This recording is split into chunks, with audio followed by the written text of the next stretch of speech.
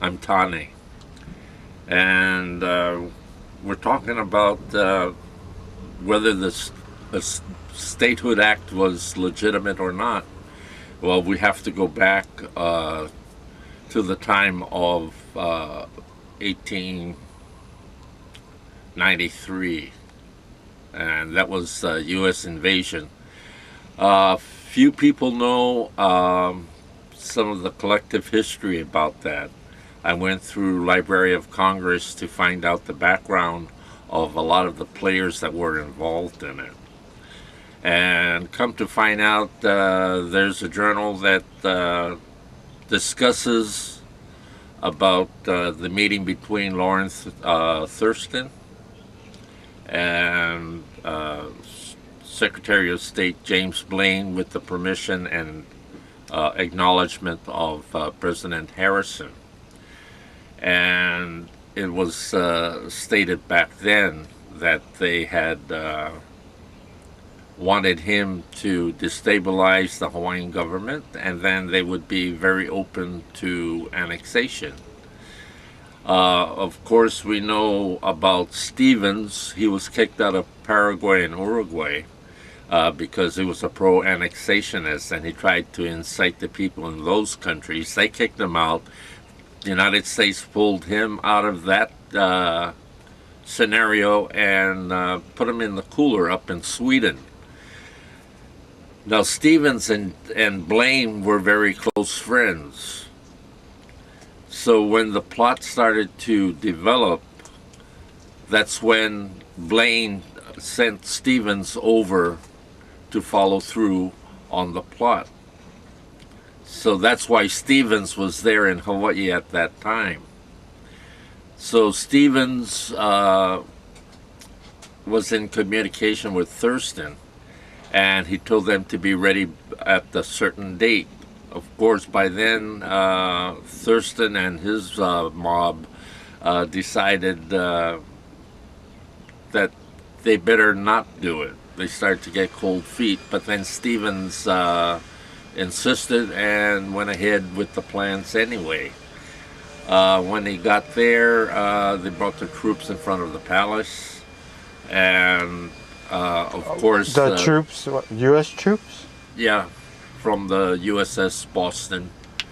They brought the Marines, had them intimidate the Queen by lining up in front of the palace. Did they have permission to... No, they didn't.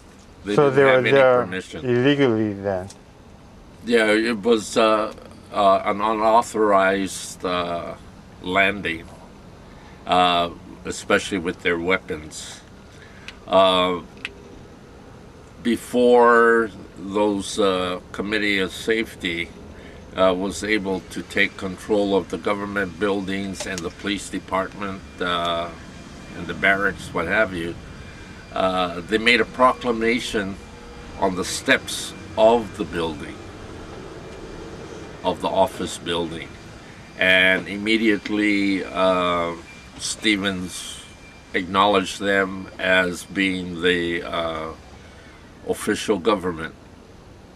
So they didn't even control any of the offices and the police department. In fact, Honolulu didn't even know what was going on. So it was a big surprise to them, as it was to the Queen herself. But then moving on, they were protected by the military, especially for the first 75 days they were. And so the people had to back down, and they forced the Queen to abdicate. And this is when she entrusted the kingdom, her government, to United States, thinking that the same process that Kauikeaoli had done with Great Britain would be repeated. Little did they know the treachery of the United States, so it didn't work out that way. Did the military ever occupy after that? No, they withdrew most of their forces, but they didn't leave. So their presence there still dictated to the people that we were still occupied. So with that, and of course, as the years went on, the Kui petition. What was that about? Uh, it was a protest against the annexation, and they wanted the Queen and her government restored. Did that only consist of Kanaka Maoli or Hawaiians? No. Back then in 1890, about 15.6% were of non-Kanaka Maoli. And of course, that 84% were Kanaka Maoli. But they only made up 51% of the total residents at that time in the island. So 49% of the total residents were foreigners, mostly Americans. Wow. So, you know, it was a planned thing. If you go back and read about Texas and how they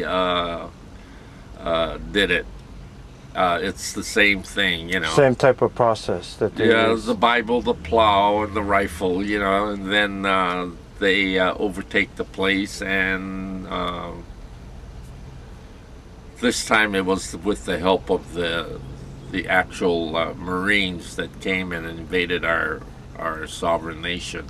So your thoughts are that the process was legal or illegal? No, the process was illegal, and then of course they were turned back. The annexation was turned back a couple times until the Spanish-American War. Then what happened was that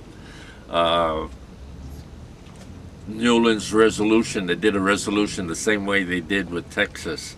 And of course, now we're finding out that from the politicians and the press secretaries and everything, that a resolution is non-binding.